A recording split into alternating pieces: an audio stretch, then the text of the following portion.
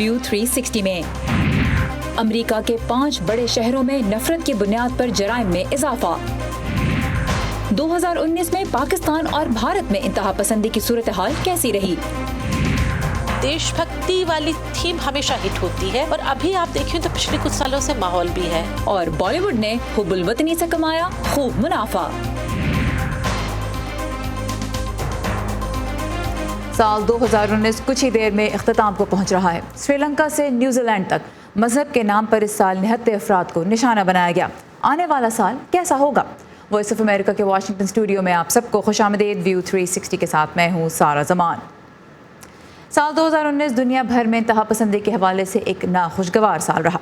अहम वाक़यात पर अगर नज़र डालें तो न्यूजीलैंड के शहर क्राइस्ट चर्च की मसाजिद में 51 नमाजियों की हलाकत एक ऐसा सानिया था जिसने दुनिया भर में गम और गुस्से की लहर दौड़ा दी। ये न्यूजीलैंड की जदीद तारीख में दहशतगर्दी का बदतरीन वाक़या था। इसके कुछ ही हफ्तों बाद फिर ईस्टर की सुबह श्रीलंका के दारुल हुकूमत कोलंबो के चर्चेस और होटल्स अचानक कत्लगाह बन गए, जब एक के बाद एक 6 मकामात पर धमाके हुए जिनमें 250 जानें चली गईं। पाकिस्तान की अगर बात करें तो इस साल मजहब और नस्ल की बुनियाद पर निशाना बनाने के वाक़यात माजी के मुकाबले में कम हुए, लेकिन भारत में हुकूमत की पॉलिसियों ने ही मुल्क की सबसे बड़ी अक़लियत मुसलमानों के मुस्तक़बिल के बारे में तशवीश पैदा कर दी। साल 2019 में पाकिस्तान और भारत में इंतहा पसंदी की सूरत हाल का आज जायज़ा पेश कर रही हैं नुखबत मलिक। पाकिस्तान में इस साल इंतहा पसंदी के बायस खून रेजी में नुमायां कमी आई, लेकिन अमरीकी महकमा खारिजा ने एक बार फिर पाकिस्तान को उन मुल्कों में शुमार किया जो मुनज़्ज़म और इंतहाई शदीद मजहबी इंतहा पसंदी में मुलव्वस हैं और उसकी हिमायत करते हैं। ताहम पाकिस्तान ने इस इल्ज़ाम को मुस्तरद कर दिया।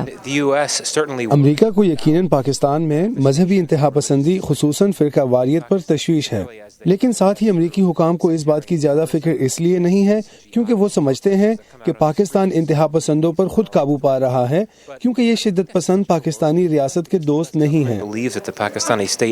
पाकिस्तान में इस साल एक बड़ा वाक़या अप्रैल में हुआ जब क्वेटा में हज़ारा बिरादरी को निशाना बनाया गया। सब्जी मंडी में खुदकुश हमले ने 24 अफराद की जान ली। इंसानी हुकूक की आलमी तंजीमों ने पाकिस्तानी हुकूमत से मुतालबा किया कि अक़लियतों के तहफ़्फ़ुज़ को यकीनी बनाया जाए। पाकिस्तान में जो इंतहा पसंद हैं उन्होंने हर दूसरे को काफिर करार देना शुरू किया। पहले उन्होंने कहा अच्छा शिया काफिर है, पहले उससे देवबंदी ने कहा बरेलवी काफिर है, बरेलवी ने कहा देवबंदी काफिर है, सब ने मिल के कहा है अहमदी काफिर है। आप ये दूसरों को काफिर करते करते पता नहीं मुसलमान को कौन बचा है पीछे, मैं ये नहीं जानता। तज्ज़ियाकार कहते हैं कि पाकिस्तान के हमसाया मुल्कों के हालात भी मुल्क के अंदर इंतहा पसंद सोच के फरोग में अहम किरदार अदा करते रहे हैं और ऐसा आगे भी जारी रहेगा। टेररिज्म में कमी वाक़या हुई है, एक्सट्रीमिज़म तो है। इसी तरीके से जो हिंदू नेशनलिज्म है वो पाकिस्तान के अंदर किस तरीके से मैनिफेस्ट करेगा, तो पाकिस्तान को मशरकी जानिब से भी मगरबी जानिब से भी ड्राइवर्स आ रहे हैं जो कि उसको इम्पैक्ट करेंगे। और 2019 के दौरान भारतीय हुकूमत की जानिब से पहले कश्मीर पर होने वाली आईनी तब्दीलियों और फिर शहरियत के नए कानून पर माहिरीन और इंसानी हुकूक की तंजीमें वहाँ बसने वाली अक़लियतों खुसूसन मुसलमानों के तहफ़्फ़ुज़ पर तशवीश का इजहार कर रही हैं। भारत में बसने वाले मुसलमानों में से हर एक वो जरूरी दस्तावेजात फ्राहम नहीं कर सकता जो उसकी शहरियत का तहफ़्फ़ुज़ कर सकें, इसलिए शहरियत का ये नया कानून उन पर असरअंदाज होगा और अफगानिस्तान, बांग्लादेश और पाकिस्तान से निकलकर भारत आने वाले गैर मुस्लिमों में इजाफा होगा। साथ ही कश्मीर के हवाले से की जाने वाली आईनी तब्दीलियों से गैर कश्मीरी अफराद वहाँ आकर बस सकते हैं। इन तमाम बातों को मद्देनजर रखा जाए तो भारत में ऐसा माहौल नजर आ रहा है जहाँ मुसलमान गैर महफूज महसूस कर रहे हैं। अमेरिका और भारत के दरमियान गहरे ताल्लुकात के बावजूद वाशिंगटन में मोदी हुकूमत के इक़दामात पर तशवीश का इजहार किया जा रहा है। अमेरिका की कमीशन बराए मजहबी आज़ादी ने भारत में मुजाहिरीन के खिलाफ होने वाले तशद्दुद की मज़म्मत की है और हुकूमत से कहा है कि वो ताकत के इस्तेमाल से गुरेज करे। अमेरिकी महकमा खारिजा ने भी भारतीय हुकूमत से मुतालबा किया है कि वो अक़लियतों के तहफ़्फ़ुज़ को यकीनी बनाए। माहिरीन का कहना है कि दुनिया का कोई भी मुल्क हो, इंतहा पसंदी तभी कम होती है जब मजहब और नस्ल के नाम पर अवाम को उकसाने वाली क़ुव्वतों को कमज़ोर किया जाए।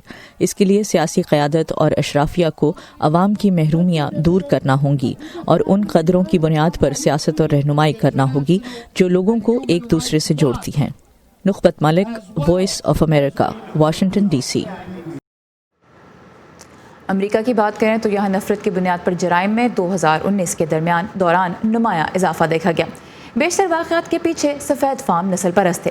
یہودی امریکی انتہا پسندوں کے نشانے پر ہے۔ تازہ ترین واقعہ اس ہفتے کی رات کو ہوا جب نیو یارک سٹی کے ایک رہائشی علاقے میں یہودیوں کے مذہبی تہوار ہانوکا کے موقع پہ ایک رابائی کے گھر میں گھس کر ایک شخص نے 5 یہودیوں کو چاقوؤں کے وار سے شدید زخمی کر دیا۔ یہ شخص سیاہ فام تھا۔ ریاست نیو یارک کے گورنر نے اس واقعے کو دہشت گردی قرار دیا۔ میں اپنی جان بچانے کے لیے دوسرے کمرے کی طرف بھاگا۔ میں نے اس کو دیکھا ہماری طرف بھاگتے ہوئے۔ وہ اپنی تلوار یا چاقو چلا رہا تھا اور لوگوں کو مار رہا تھا۔ ملزم پر نفرت کے تحت یہودیوں کو نشانہ بنانے کا الزام عائد کر دیا گیا ہے، لیکن اس کے اہل خانہ کا کہنا ہے کہ وہ ذہنی مریض ہے۔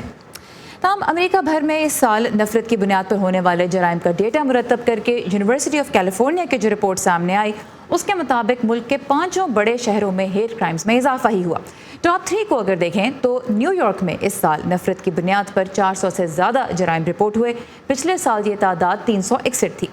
ہالی ووڈ کا گھر کہلانے والے لاس اینجلس میں پچھلے سال 290 ہیٹ کرائمز رپورٹ ہوئے۔ اس سال آپ دیکھ سکتے ہیں اندازاً 309 واقعات ریکارڈ کر لیے گئے ہیں۔ شکاگو کی اگر بات کریں تو وہاں بھی اس سال نفرت کی بنیاد پر نشانہ بنانے کے کم از کم 96 جرائم رپورٹ ہو چکے ہیں۔ پچھلے سال یہ تعداد 77 کے قریب تھی۔ تو امریکہ میں اب ملک کے اندر اٹھنے والی شدت پسندی کی لہر پہ خاص توجہ تو دی جا رہی ہے، لیکن یہ ایسا پہلے کیوں نہیں ہوا؟ اس بارے میں ہم مزید بات کریں گے سینٹر فار گلوبل پالیسی سے منسلک سیکیورٹی امور کے ماہر کامران بخاری سے۔ Kamran, thank you very much. سال کے آخری دن ایک ایسا ٹاپک ہے جس پہ ہم اس لیے بات کریں کیونکہ اگلے سال میں بھی یہ ٹاپک لوگوں کو افیکٹ کرے گا۔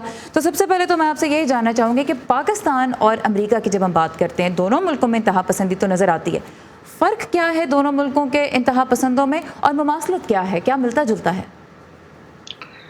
دیکھیں، ملنا جلنا تو میں سمجھتا ہوں کہ وہاں پر جو کامن ڈینامینیٹرز ہیں وہ تو کم ہیں، لیکن جو اپنا ڈفرینسز ہیں وہ زیادہ ہیں۔ پاکستان کے اندر جو ہے انتہا پسندی جو ہے وہ بہت بڑے پیمانے پہ انڈسٹریل اسٹرینتھ کے اس کو کہہ سکتے ہیں ہم۔ امریکہ کے اندر پھر بھی یہ گو کے یکے بعد دیگر بہت سارے واقعات ہوئے ہیں، لیکن پھر بھی اگر امریکہ کی مجموعی آبادی اور جو امریکہ کی جو ایک ریالٹی ہے، گراؤنڈ ریالٹی، اس کو اگر دیکھا جائے، اس کے تناظر میں دیکھا جائے تو یہ واقعات پھر بھی بہت ہی اکا دکا تصور کیے جا سکتے ہیں۔ پھر یہ ہے کہ امریکہ کے اندر اس طرح کی کوئی منظم تنظیمیں نہیں ہیں کہ جو انتہا پسندی پھیلاتی ہیں، یا کریکلم کے تھرو یا اسکولوں کے تھرو جو ہے یہ چیز پھیلائی جا رہی ہے۔ یہ ایک نیٹوسٹ پاپولسٹ قسم کا جو ہے وہ غم و غصہ ہے، سیاسی پولرائزیشن کا اثر ہے۔ پاکستان کے اندر اس کے برعکس جو ہے باقاعدہ جو ہے سسٹمک لیول کے اوپر انتہا پسندی ہے۔ لیکن کامران، آپ نے کہا کہ کوئی منظم ایفرٹ امریکہ میں نہیں ہے، لیکن ایف بی آئی کے ریکارڈ سب ظاہر کر رہے ہیں کہ جو سفید فام سپریمیسسٹ، جو وائٹ سپریمیسسٹ گروپس ہیں، ان کی تعداد آج پہلے سے کہیں زیادہ ہے اور آج وہ پہلے کے مقابلے میں کہیں زیادہ ایکٹیو بھی ہیں۔ وہ آپ نے درست فرمایا اور ایف بی آئی صحیح کہہ رہی ہے، لیکن یہاں پر سوال یہ اٹھتا ہے کہ ہم گروپ کو کس طریقے سے ڈیفائن کرتے ہیں۔ ایک طرف وہ گروپ ہیں جو پاکستان میں ہیں، جن کو سب جانتے ہیں، وہ کھلے عام پھرتے ہیں اور وہ بڑے سالوں، بڑی دہائیوں سے وہ چلے آ رہے ہیں، اور جیسے میں نے کہا انڈسٹریل اسٹرینتھ کے لیول کے اوپر جو ہے وہ انتہا پسندی پھیلاتے ہیں۔ ادھر جو ہے جو گروپس ہیں وہ چھوٹے عناصر، میں ان کے لیے لفظ جو یوز کروں گا وہ عناصر ہے، وہ اس طرح نہیں ہے کہ وہ کھلے عام پھر رہے ہیں، وہ چھپ کے کام کرتے ہیں۔ اور پھر یہاں پر امریکہ اور پاکستان کے لا اینڈ آرڈر سچویشن میں زمین اور آسمان کا فرق ہے، اور جہاں پر اور رول آف لا کو بھی پھر اس میں شامل کیا جائے تو ہمیں فرق بہت جو ہے نا نظر آئے گا۔ اچھا، اس سال ہم نے دیکھا کہ امریکہ میں جو کانگریس ہے وہاں پہ بھی انٹروڈیوس کرایا گیا ایک ایسا بل جو بائی پارٹیزن تھا، ڈیموکریٹک اور ریپبلکن ارکان نے مل کے انٹروڈیوس کرایا کہ انتہا پسندوں پہ نظر کیسے رکھی جائے، کس طرح سے ہیٹ سپیچ کو روکا جائے۔ Department of homeland security نے بھی اس بارے میں اپنے نئے جو ہے ضابطہ کار اس کو وضع کیا، لیکن بہت سے حلقوں کا یہ کہنا ہے کہ یہ بہت دیر سے ہو رہا ہے، اس کے اوپر بہت پہلے توجہ دی جانی چاہیے تھی۔ کیوں آپ کے خیال میں پہلے توجہ نہیں دی گئی؟ اور اب جو ہو رہا ہے کیا وہ خاطر خواہ اقدامات ہیں یا ابھی بھی کم ہے؟ دیکھیں، جب بھی اس قسم کے معاملے کو ٹیکل کرنے کی کوشش کی جاتی ہے تو اس کی ایک شروعات ہوتی ہے، اور شروعات ہمیشہ یہ ہر جگہ وہ کوئی بھی ملک ہو دیر سے ہوتی ہے، کیونکہ جو بیوروکریٹک مشینری ہے اس کو حرکت میں آنے میں بڑا وقت لگتا ہے۔ پھر یہ ہے کہ اگر وہ واقعات جو ہیں شروع میں یہ کہا جاتا ہے کہ یہ واقعات اکا دکا ہیں اور یہ کوئی تحریک نہیں ہے یا یہ کوئی بڑھتا ہوا ٹرینڈ نہیں ہے، جب تک ٹرینڈ ریئلائزیشن ہوتی ہے تو تب تک بہت سارے واقعات ہو جاتے ہیں، اور پھر جو ناطق ہوتے ہیں وہ کہتے ہیں کہ بھائی دیکھیں یہ کتنی دیر سے یہ ہمیں جو نا خیال آیا. لیکن جہاں تک یہ دیر سے خیال آنے کا جو معاملہ ہے، میں یہ بھی بتانا چاہتا ہوں کہ FBI بڑے زمانے سے 2017-2016 سے کہہ رہی ہے کہ یہاں پر جو ہے جو وائٹ سپریمسزم کا جو ایکسٹریمزم ہے وہ بڑھ رہا ہے. اچھا، ایک اور ایشو جہاں پہ ہم امریکہ میں دیکھتے ہیں وہ فرسٹ امینڈمنٹ کی پروٹیکشن ہے، جو کہ آزادی اظہار رائے اور احتجاج کی آزادی اور مظاہرہ کرنے کی آزادی، یہ جو پروٹیکشنز ہیں ان کے بارے میں بھی کہا جاتا ہے کہ یہ آڑے آ جاتی ہیں جب امریکہ میں انتہا پسند گروپوں پہ کریک ڈاؤن کرنے کی کوشش کی جاتی ہے. کیا کہیں گے آپ اس بارے میں؟ جی، یہ بہت بڑا مسئلہ ہے، کیونکہ سوال یہ ہوتا ہے کہ اگر کچھ لوگ جو ہے وہ اس قسم کی باتیں پھیلا رہے ہیں تو وہ کہتے ہیں جی کہ دیکھیں ہمارے جو اظہار کا رائے ہے، جو حق ہے، وہ ہم اس کو استعمال کر رہے ہیں، تو پھر وہاں پر جو ہے پھر کارروائی نہیں ان کے خلاف کی جا سکتی. تو یہ بھی ایک ایشو ہے کہ کس موقع پہ آ کے تو ایک سپیچ جو ہے وہ ہیٹ سپیچ بن جاتی ہے اور وہ جرم تصور کی جا سکتی ہے، اس کے اوپر قانون لاگو ہو سکتا ہے، لا انفورسمنٹ ایجنسیز حرکت میں آ سکتی ہیں. کمپلیکیٹڈ ہو جاتی ہے بات. کامران، اگر جانے سے پہلے بریفلی آپ ہمیں بتا سکیں کیا 2020-2019 سے کچھ مختلف ہوگا یا نہیں؟ میں نہیں سمجھتا، کیونکہ وہ ہم آرٹیفیشلی ہر نیو ایئرس کے اوپر سمجھتے ہیں کہ امید کرتے ہیں کہ اگلا سال بہتر ہوگا، لیکن اگلا سال پچھلے سال کی کنٹینیویشن ہوتی ہے. تو افسوس سے مجھے یہی کہنا پڑے گا کہ جو ایکسپیکٹیشن ہے وہ یہی ہے کہ سملر ہوگا. تو نیا سال اپنے ساتھ ہو سکتا ہے کہ کچھ نیا نہ لے کر آئے. کامران بخاری سیکیورٹی امور کے ماہر ہمارے ساتھ تھے، بہت شکریہ آپ کے وقت کا. آپ کی اس معاملے کے بارے میں کیا رائے ہے ہم جاننا چاہیں گے. آپ شیئر کرنے کے لیے آ سکتے ہیں facebook.com/VOA اردو کے پیج پہ، جہاں آپ کو پاکستان سمیت دنیا بھر سے تازہ ترین اور اہم خبریں ملیں گی. دلچسپ موضوعات پہ مضامین بھی آپ ہمارے فیس بک پیج کے ذریعے پڑھ سکتے ہیں. ٹویٹر پر ہمارا ہینڈل ہے @UrduVOA.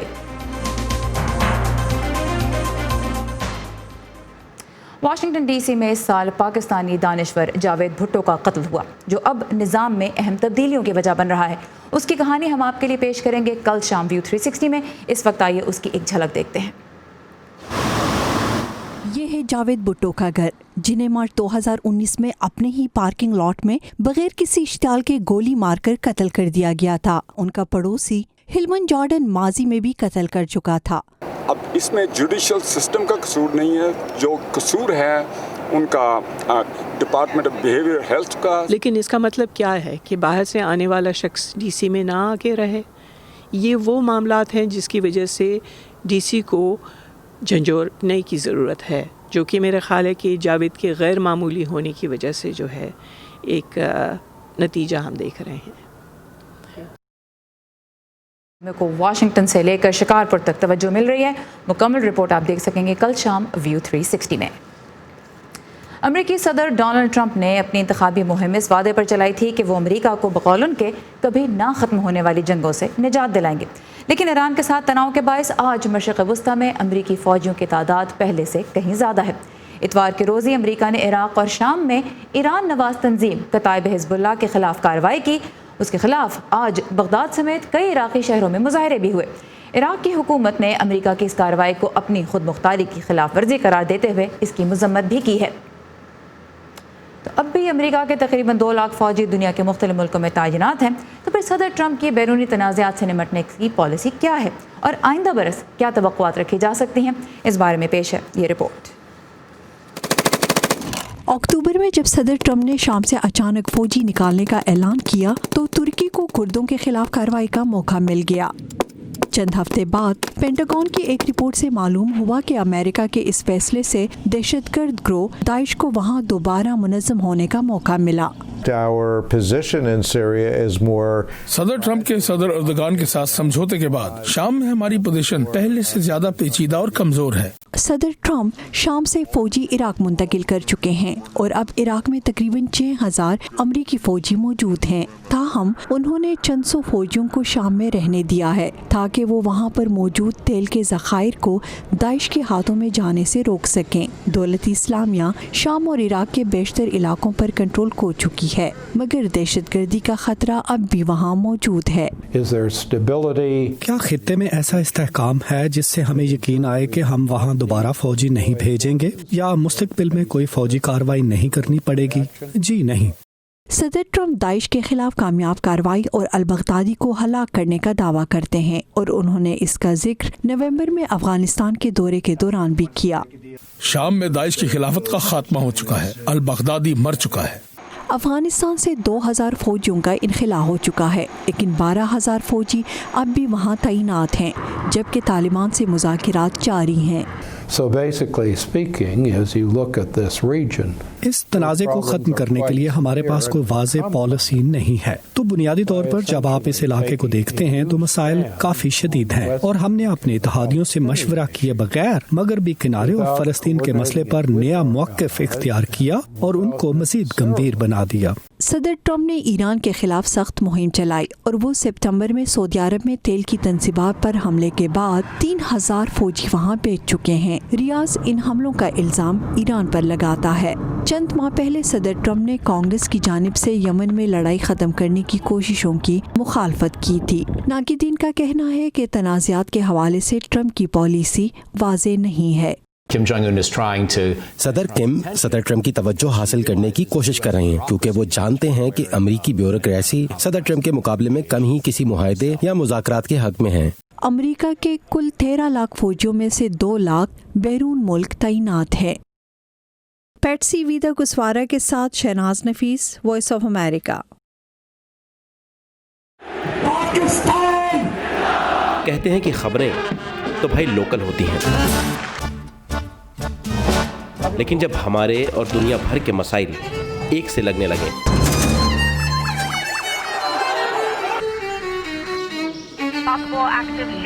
तो आंखें खोली रखनी चाहिए। The founder and leader of ISIS is dead. I'm here at the Guantanamo. क्या पता कौन सी खबर आपके काम आ जाए। Tonight I ordered Great ideas. 25-year-old, 22-year-olds who are building billion-dollar companies. Our dream is to bring new technologies. View 360 सिर्फ आज news पर। इस साल फरवरी के ख़त्म पर पाकिस्तान और भारत के दरमियान तनाव के बाद पाकिस्तान में बॉलीवुड फिल्मों की नुमाइश पर पाबंदी लग गई, लेकिन भारतीय फिल्म इंडस्ट्री ने इस साल भी खूब मुनाफा कमाया। कुछ छोटे बजट की फिल्मों ने बड़ा बिजनेस किया और कुछ बड़े बजट की फिल्में पिट गईं। जिस मौजू ने बॉक्स ऑफिस पे कमाल दिखाया वो था हुब्बुल वतनी। दिल्ली से ऋतु जोशी आज पेश कर रही हैं इस साल का बॉलीवुड राउंड अप। बॉलीवुड ने फिल्म उरी के साथ साल 2019 का आगाज एक ब्लॉकबस्टर हिट से किया। इलेक्शन के साल में वतन से मोहब्बत के मौजू पर बनी फिल्म इतनी कामयाब हुई कि कई जगहों पर ये बीजेपी के इंतखाबी जलसों में भी दिखाई गई। देशभक्ति वाली थीम हमेशा हिट होती है और अभी आप देखें तो पिछले कुछ सालों से माहौल भी है। जब भी हम हिंदुस्तान पाकिस्तान वॉर की बात करते हैं, जब भी बॉर्डर पे कुछ होता है, हम सब एक साथ खड़े हो जाते हैं। हुब्बुल वतनी के रंग लिए केसरी भी हिट रही और मणिकर्णिका ने भी अच्छा बिजनेस किया। साल की 2 सबसे हिट फिल्में वॉर और कबीर सिंह 2 बिल्कुल मुख्तलिफ थीम्स पर थीं।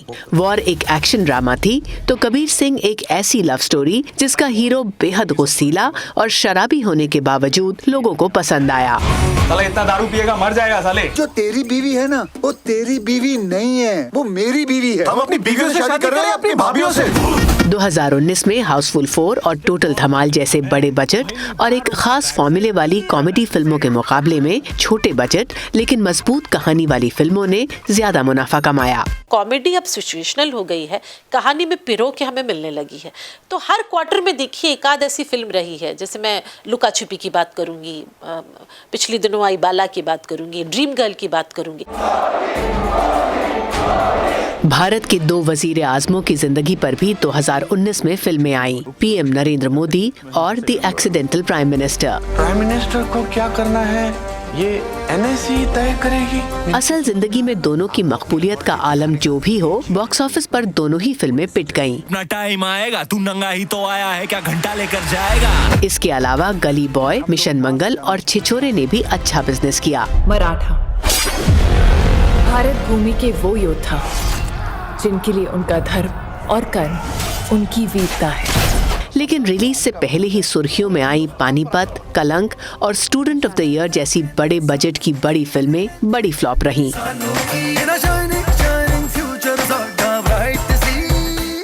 ہر نرماتا نردیشک جو ہے وہ کہانیوں کی بات کر رہا ہے، وہ کہہ رہا ہے ہمیں اچھی کہانیاں چاہیے، چاہے جو بھی ان کا سٹار کاسٹ ہو، کہانی میں دم نہیں ہے اگر تو وہ فلم نہیں چلا پائیں گے۔ جتنے سفید بال میرے سر اور داڑھی میں ہیں اس سے کہیں زیادہ رنگین میری زندگی رہی ہے۔ بالی ووڈ کے 3 خانز میں سے صرف سلمان خان 2019 میں پردے پر نظر آئے۔ سلمان کی بھارت نے 200 کروڑ کا بزنس کیا اور دبنگ 3 کی کمائی بھی 100 کروڑ کا فگر پار کر چکی ہے، لیکن پہلی 2 دبنگ کے سامنے دبنگ 3 پھیکی نظر آ رہی ہے۔ رتل جوشی، وائس آف امریکہ، دلی۔ ناراضگی اس بات کی نہیں ہے ہمیں کہ تم ہمارے۔ اور آج کے شو کے آخر میں کہانی ایک بہت ہی غیر معمولی جگہ سے، منگولیا سے، چین اور روس کے درمیان واقع چنگیز خان کا وطن۔ یہاں صدیوں سے لوگ خانہ بدوشی کی زندگی گزار رہے ہیں، لیکن اب شہروں کی آبادی بڑھ رہی ہے اور خانہ بدوشوں سے وہ زمین بھی چھنتی جا رہی ہے جہاں وہ کبھی بغیر اجازت مانگے رہ سکتے تھے۔ وائس آف امریکہ کی ٹیم منگولیا کے سرسبز اور بلند پہاڑوں میں گئی، جہاں بدلتے وقت کے ساتھ روایتی طرز زندگی اب خطرے میں پڑ گیا ہے۔ منگولیا کے شمالی پہاڑوں اور گھنے جنگلات میں رینڈیئر ہرن کی افزائش کرنے والے چند خانہ بدوش قبائل آج بھی نظر آتے ہیں۔ روس اور منگولیا کی سرحد پر بسنے والا قبیلہ ساتان صدیوں سے ہرنوں کے ساتھ رہ رہا ہے۔ کاجی ماشی اور ان کے اہل خانہ کی طرح ساتان کے لوگوں کی زندگی کا انحصار اس ہرن پر ہے۔ یہ اسی کا دودھ پیتے ہیں اور گوشت کھاتے ہیں۔ ماشی نے وائس آف امریکہ سے بات کی، لیکن وہ کیمرے پر نہیں آنا چاہتی۔ وہ کہتی ہیں کہ اب بہت سے نوجوان شہر کی زندگی کے لیے اس قبائلی طرز زندگی کو چھوڑ رہے ہیں۔ زیادہ تر نوجوان شہروں میں ہی رہنے کو ترجیح دیتے ہیں۔ جب وہ جوان ہوتے ہیں اور پہلی بار شہر جا رہے ہوتے ہیں تو ان کا خیال ہوتا ہے کہ وہ واپس آ جائیں گے، لیکن پھر وہ شہر کی دوسری چیزوں سے متاثر ہوتے ہیں اور 4 سالوں میں اگر انہیں کوئی مل جاتا ہے تو وہ شہر میں ہی رہنے لگتے ہیں۔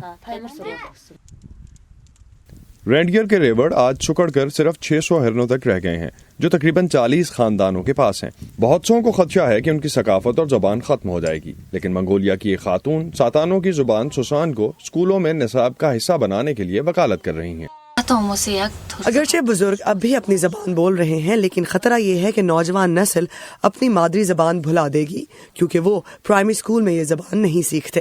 کوئی نصاب نہیں جو ان کو اسکول میں ان کی مادری زبان سکھاتا ہو۔ امرسانہ قبائلی تعلیم دینے کے حق کے لیے اپنی کوششیں جاری رکھنا چاہتی ہیں۔ ان کا کہنا ہے کہ جب بھی بطور گائیڈ وہ کمیونٹی کے پاس جائیں گی تو ساتان بچوں کو پڑھانا جاری رکھیں گی۔ میں انہیں الفاظ بھی سکھانا چاہتی ہوں، مثال کے طور پر گھڑ سواری کے لیے ہدایات مجھے وہ کہنے آتے ہیں، تو یہ میرا ایک چھوٹا سا حصہ ہوگا ان کو انگریزی پڑھانے میں۔ ابھی تک بہت سے ساتان خاندانوں کو امید ہے کہ ہرن کی پرسکون فطرت کو دیکھتے ہوئے بہت سے لوگ خانہ بدوش طرز زندگی کو زندہ رکھنا چاہیں گے۔ لیبی ہوگن کے ساتھ اسد اللہ خالد، وائس آف امریکہ۔ اور اسی کے ساتھ ختم ہوتا ہے سال 2019 کا آخری ویو 360۔ ہماری ٹیم آپ کی شکر گزار ہے کہ آپ نے اس سال ہمیں اپنی زندگی کا حصہ بنایا، اور امید ہے کہ نئے سال میں بھی ہمارا اور آپ کا ساتھ یوں ہی بنا رہے گا۔ facebook.com/VOA اردو کا پیج آپ کے لیے ہر وقت حاضر ہوتا ہے۔ ٹویٹر پر ہمارا ہینڈل ہے @UrduVOA، اور انسٹاگرام پہ بھی آپ اردو VOA کو فالو کر سکتے ہیں۔ ہماری پوری ٹیم کی جانب سے آپ سب کو نیا سال بہت مبارک ہو۔ امید ہے یہ ہم سب کے لیے بہت سی خوشیاں لے کر آئے گا۔ سارے زمان کو اجازت دیجیے، کل ایک نئے سال میں ایک نئے شو کے ساتھ آپ سے پھر ملاقات ہوگی۔ تب تک کے لیے خدا حافظ۔